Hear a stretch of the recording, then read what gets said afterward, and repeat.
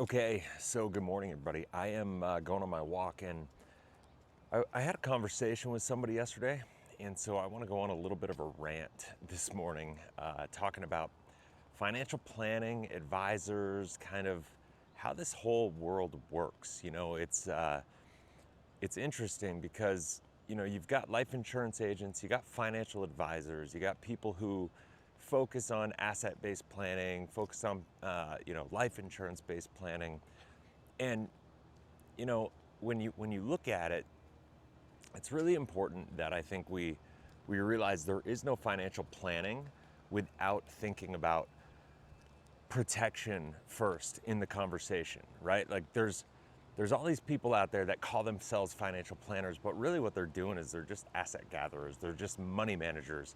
If you're not planning for potential death or disability, no emergencies coming into play, no need for liquidity along the way while you're in your working years and building your life, then what are we actually doing?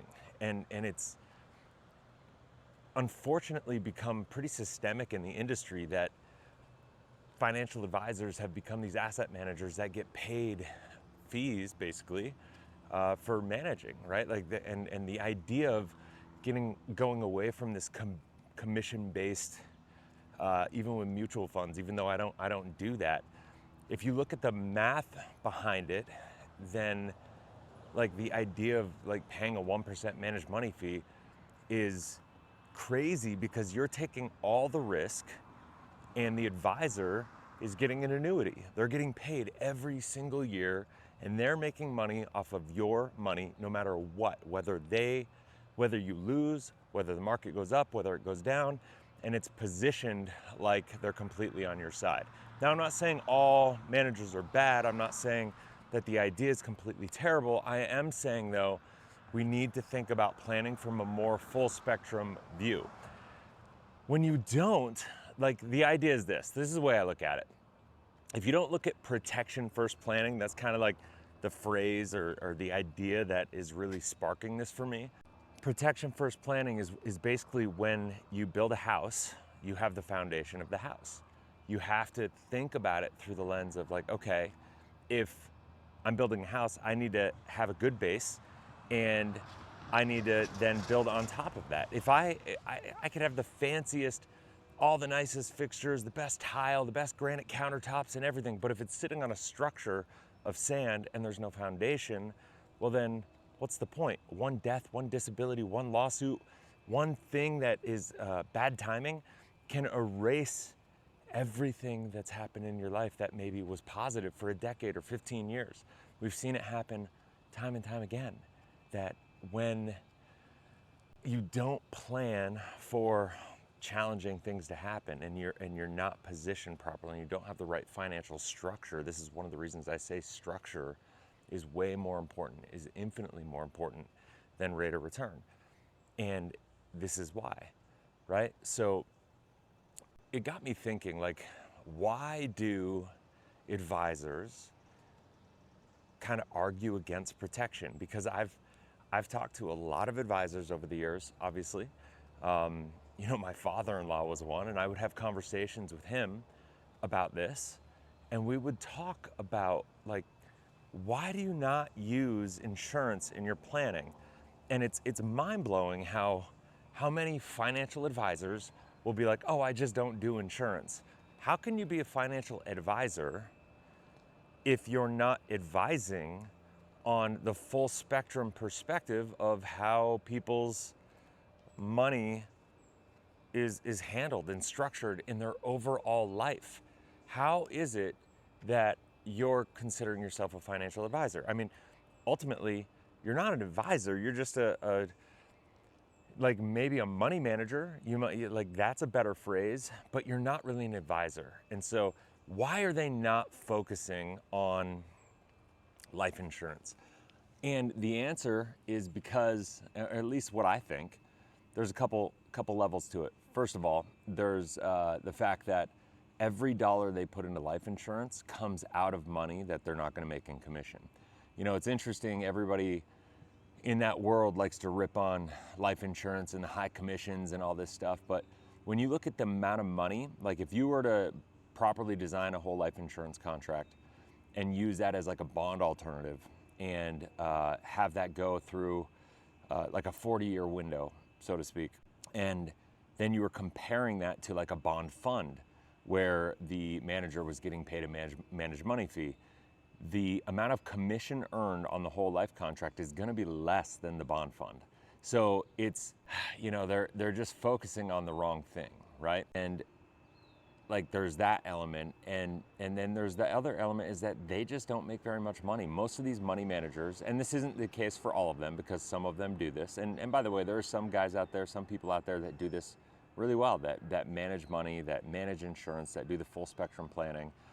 I guess I'm talking more about like the wirehouse people, your Wells Fargo, Smith Barney, Merrill Lynch, Ameriprise, those kinds of organizations that do this. And when I look at that and I think like, okay, they just don't focus on it because it pulls money out of their AUM, and that's ultimately what they're judged against. That's the metric, because that's the organization that they're working with. That's what they're measured against. That's what they want them to be selling. And so if you're being measured, I mean, anybody that's had a job, that's done any kind of sales, understands that if you're being measured against something, well, then that's what you're going to focus on. You're going to sell the proprietary funds, you're going to sell proprietary products, and you're going to sell the asset bases or the assets that they want you to sell. That's it, right? And on top of that, they don't get paid a lot of money, right? Like I remember like a commissionable based product. I was talking to somebody who knew, who had to sell a policy. He had a client that wanted a policy and ended up selling a Mass Mutual policy, and ended up doing it because it was like one of those estate planning things he absolutely needed to do. He got paid a 25% commission on the base of that policy. And if you know anything about the life insurance business, that's really bad, right? And so it's no wonder, as much work that goes into selling a policy like that, in his mind, he's like, it's just not worth my time. And so the business structure for most of these places is not set up to support like those advisors being successful, or to be incentivized to actually take their time and invest in doing what's best for the client.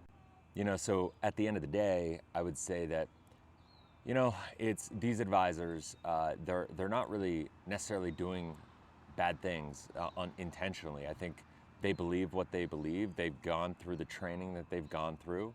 My wife was a Series 7 advisor for Ameriprise, Wells Fargo advisors, and she kind of went through that world a little bit and went through all the training and everything that goes with it. And it's just sad to me, the level of training that they put people through, and really it's not about teaching people to be good advisors. It's about teaching people how to sell asset allocations and manage money and basically be glorified salespeople. The next thing I would say about the challenges of AUM based advisors and not having protection thinking when it comes to the planning is the fact that there's a liquidity trap that most people don't talk about. I talk this all the time about the importance of financial structure, the importance of having an emergency fund, the importance of having an opportunity fund. Money management is money that you typically can't easily touch, right? There's costs to it. You're paying fees, there's taxes, there's timing. If you want to access the money, you're taking risks on in all these different ways, right? So the idea that we focus on with protection first planning is really focusing on building your financial foundation first, right? You want to build safe, liquid, accessible capital as the foundation of your life. That way, when emergency happens, right? You have control, right? You have access to that money without having to pay fees and penalties and all these things. Now, a lot of people are going to say, well, my money's liquid. Well, okay, that's fair. If your money is liquid in a brokerage account, it may be liquid, but you are still dealing with the fact that you may deal with emergencies at times when the market is down. Because if you think about when a lot of times when people need money, it's when they're losing their job, when things are not going necessarily perfectly well in the economy. And those are also times, unfortunately, when the economy is going down, when the job market is not as good, when the stock market is not as good. So if you have to liquidate a negatively performing asset just to survive, that's not much of a plan. It becomes more of a bet than anything. And it's why I always say, if you are investing your money and you're not taking protection first, if you're not building your financial foundation first, you're not really an investor. What you are is you're a gambler, you're a speculator, you're a bettor, right?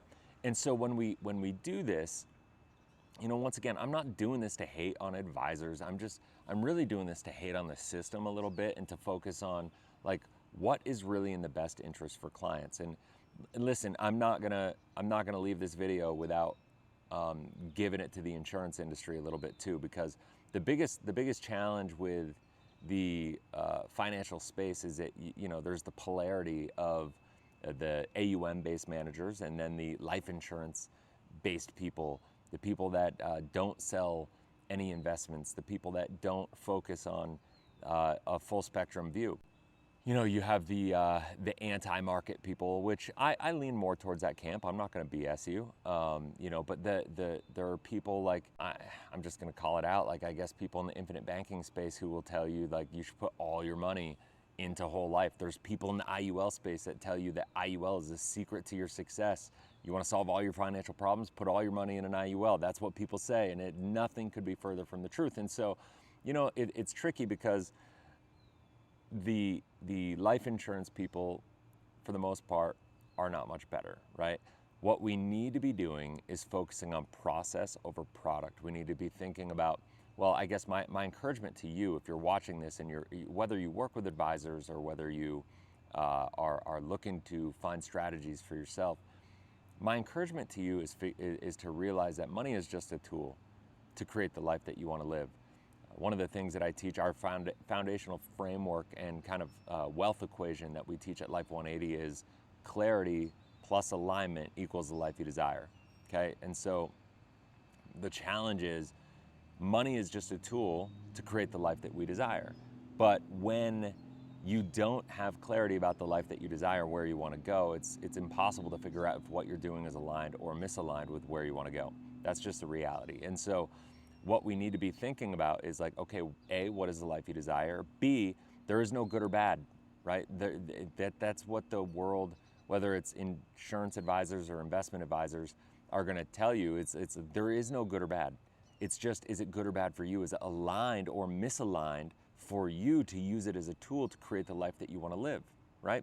It's based on your unique gifts, skills, abilities, attributes. That's the difference, right? Like, are you using money as a tool to help you live into becoming the best version, the highest version of yourself that you could possibly become? Every single person, I believe, has their own unique investor design, okay? So, and there's a different spectrum of what that looks like. And so if you're interested, you can go down in the description below and check out the pinned comment at the top. And there's going to be a free investor design assessment where you can go through, answer some questions. It might take you 5 minutes and actually go through and figure out what is your unique investor design. And then what are some things you might want to consider when it comes to figuring out, you know, like what to do with your money maybe, right? And this is where it comes down to process over product. We cannot start with insurance products. We can't start with investment products. We have to start with the person first. We have to start with your goals and objectives, your gifts, skills, abilities, attributes, weaknesses, right? Like all these different things. And then plan a unique plan based around you, based on your objectives, based on everything, you know, in your world, considering where you are right now. What does your debt look like? What do your assets look like? What does your income look like? And what are your goals? And then ultimately reverse engineer it from there. I am a big believer in making sure that the full plan takes into consideration the life that you desire, what you want to create, and makes sure that insurancing insurance that it's going to happen, right? Making sure that we protect the people that we love, making sure that we protect our dignity, making sure that we are not just betting on a 30-year window where everything works out well for us.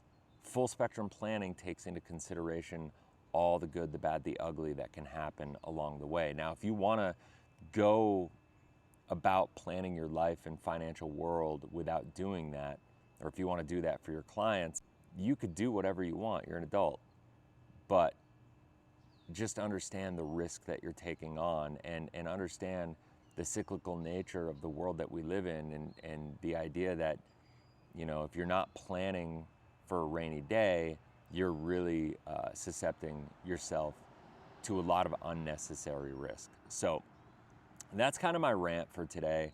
Hopefully, you know, it didn't come off too harshly. I just think that I had this conversation last night, and it really got me churned up, because I was just thinking about, like, I was just irritated because they were talking about this organization that they were joining, and they made a comment like that this place doesn't really focus on insurance. They're just an investment group.